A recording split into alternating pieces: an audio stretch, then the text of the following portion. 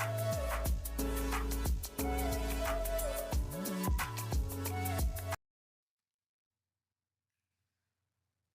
Friends, welcome to knowledge world. આજે આપણે જોવાના છે 2 જાન્યુઆરી 2024 ના G3Q 2.0 ક્વિઝના જવાબો, અને આ જવાબો છે તે સ્કૂલ લેવલ એટલે કે શાળા લેવલના હશે. તો શરૂઆત કરીએ આપણે.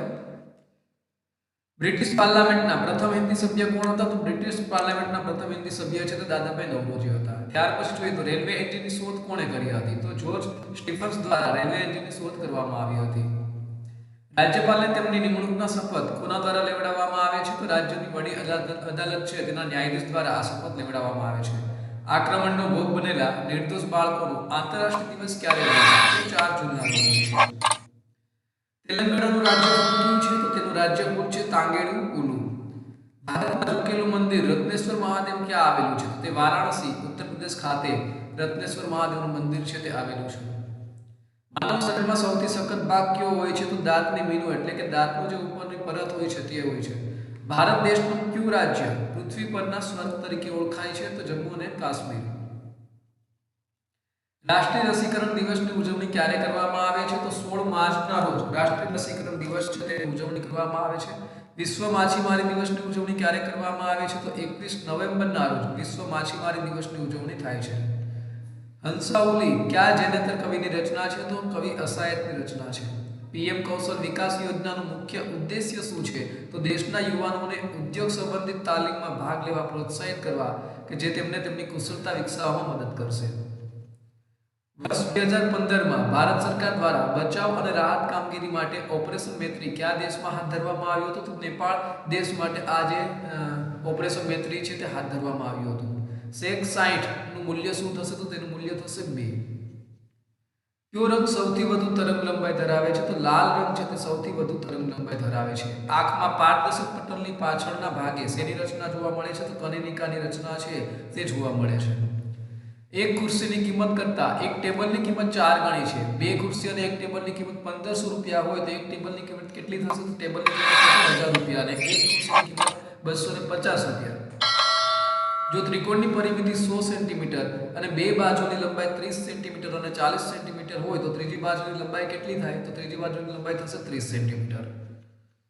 રાજયોગને બીજા કયા નામથી ઓળખવામાં આવે છે? તો કેવલયોગ તરીકે રાજયોગને ઓળખવામાં આવે છે. મહર્ષિ પતંજલિએ આપેલા અષ્ટાંગ યોગનું 5મું અંગ કયું છે? તો પ્રત્યાહાર છે. યમ, નિયમ, આસન, પ્રાણાયામ, પ્રત્યાહાર, ધ્યાન, ધારણા અને સમાધિ આ 8 અંગો છે. એમાંથી પ્રત્યાહાર છે તે 5મું છે.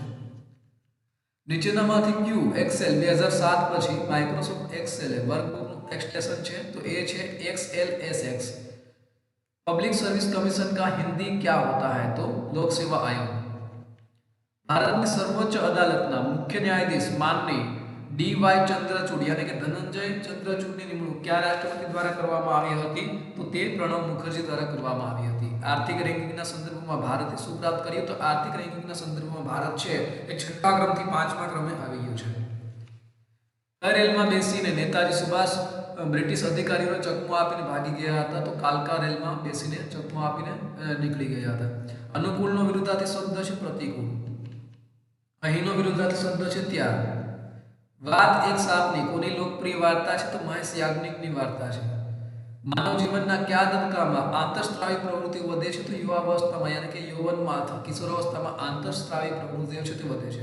આપણા દેશના બંધારણના કયા નામ અથવા તો નામોથી ઉલ્લેખ કરવામાં આવ્યો છે? તો બંધારણમાં ભારત અને ઇન્ડિયા એમ બંને નામોથી ઉલ્લેખ કરવામાં આવ્યો છે. યુપીએસસીના અધ્યક્ષની નિમણૂક કોણ કરે છે? તો રાષ્ટ્રપતિ દ્વારા તેમની નિમણૂક છે તે કરવામાં આવે છે. ત્યાર પછી જોઈએ તો સંસદની નવી ઇમારતમાં અત્યાધુનિક ખંડનું નામ શું છે? તો તેનું નામ છે ભૂમિધર. ત્યાર પછી જોઈએ તો કાનૂની પરિભાષામાં ઓડી અલ્ટેરામ પાર્ટમનો અર્થ શું થાય છે? તો તેનો અર્થ થાય છે કે दूसरे पक्ष को सुनने या दूसरे पक्ष को भी सुनने दे.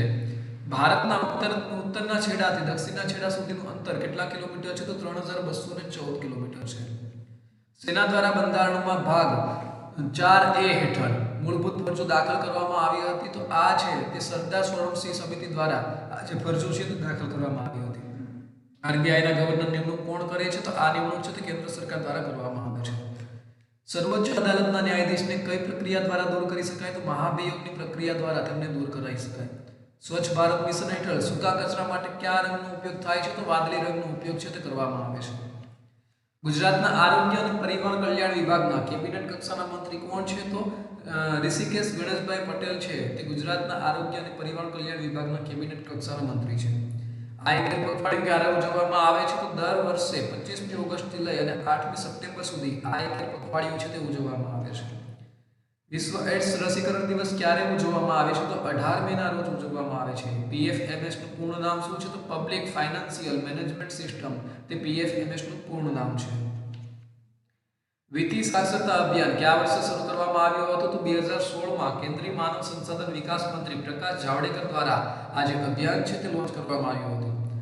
ભારતીય ધ્વજ સંહિતા મુજબ અશોક ચક્રમાં કેટલા સમાંતરવાળા આરા છે? તો કુલ 24 આરા છે. ઉબેડ ડેમ ગુજરાતના કયા જિલ્લામાં આવેલો છે? તો આ ડેમ છે તે જૂનાગઢ જિલ્લામાં આવેલો છે.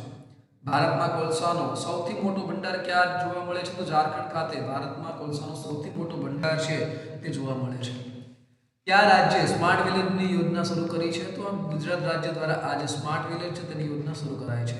GWEC નું પૂર્ણ સ્વરૂપ શું છે? તો ગ્લોબલ વિન્ડ એનર્જી કાઉન્સિલ તે GWEC નું પૂર્ણ સ્વરૂપ છે.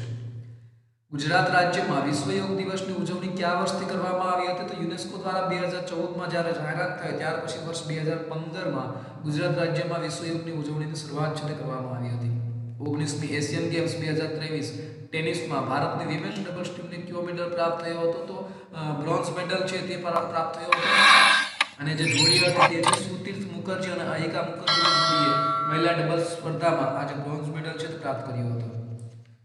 કોમનવેલ્થ ગેમ્સ 2022 નો સત્તાવાર માસ્કોટ કયો હતો? તો તે માસ્કોટ હતો પેરી ધ બુલ. આ માસ્કોટ હતો અને આ જ માસ્કોટ છે તે 10 વર્ષની બાળકી દ્વારા ડિઝાઇન કરવામાં આવ્યો હતો. NMSHE નું પૂરું નામ શું છે? તો તેનું પૂરું નામ છે national mission for sustaining the Himalayan ecosystem. 72 વર્ષીય આદિવાસી મહિલા તુલસી ગૌડા કે જે 12 વર્ષની ઉંમરથી વૃક્ષો વાવે છે તેમને કયું સન્માન આપવામાં આવ્યું હતું? તો તેઓને પદ્મશ્રી એવોર્ડથી નવાજવામાં આવ્યા હતા અને 8 નવેમ્બર 2020ના આ સન્માન છે તે તેઓને પ્રાપ્ત થયું હતું. પશ્ચિમ બંગાળનું રાજ્ય પ્રાણી કયું છે? તો તેનું રાજ્ય પ્રાણી છે ફિશિંગ કેટ. પતિ દ્વારા ત્યાગી ગઈ સ્ત્રી को क्या कहते हैं? तो परित्यक्ता. સીતા કયા રાજાની પુત્રી હતી? રાજા જનક છે તેઓની તેઓ પુત્રી હતી. યુદ્ધભૂમિમાં શ્રી કૃષ્ણના વિરાટ સ્વરૂપનું દર્શન અર્જુન સિવાય બીજા કોને થયું હતું? તો સંજય છે તેઓને આ દર્શન છે તે થયું હતું. વેદવ્યાસની માતાનું નામ શું હતું? તો સત્યવતી છે તે વેદવ્યાસની માતાનું નામ હતું. સરદાર વલ્લભભાઈનો જન્મ કયા શહેરમાં થયો હતો? તો નડિયાદ ખાતે તેમનો જન્મ છે તે થયો હતો. ખુદીરામ બોઝ અને પ્રફુલ્લ ચાકીએ ઈસવીસન 1908માં મુઝફ્ફરપુરના કયા બદનામ જજ પર બોમ્બ છે તે ફેંક્યો હતો? તો જજ ડગલસ પર આ બોમ્બ છે તે ફેંકવામાં આવ્યો. તો આ સાથે આજનો વિડીયો છે તે પૂર્ણ થાય છે. બીજા અગત્યના વિડીયોની લિંક સ્ક્રીન ઉપર આપેલી છે અને ચેનલમાં નવા તો તમે ચેનલને સબસ્ક્રાઇબ છે તે પણ કરી શકો છો. તો આ સાથે આજનો વિડીયો પૂર્ણ થાય છે. ફરી મળીશું બીજા નવા વિડીયોમાં. ત્યાં સુધી રજા આપશો.